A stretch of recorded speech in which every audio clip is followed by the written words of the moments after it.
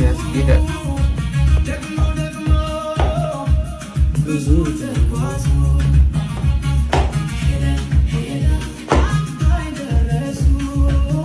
በነገራችን ላይ እንኳን ደስ አላችሁ የአርሰናል ደጋፊዎች።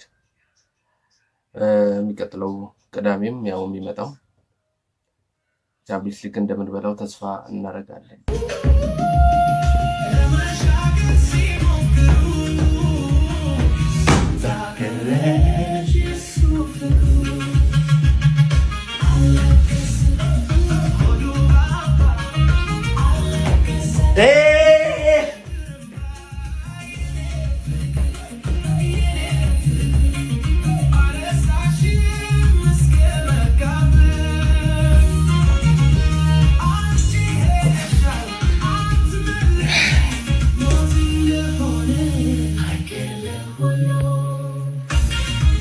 እንግዲህ ቻምፒየንስ ሊግ ከበላን በኋላ ደግሞ ይህን ጭፈራ እንደግመዋለን።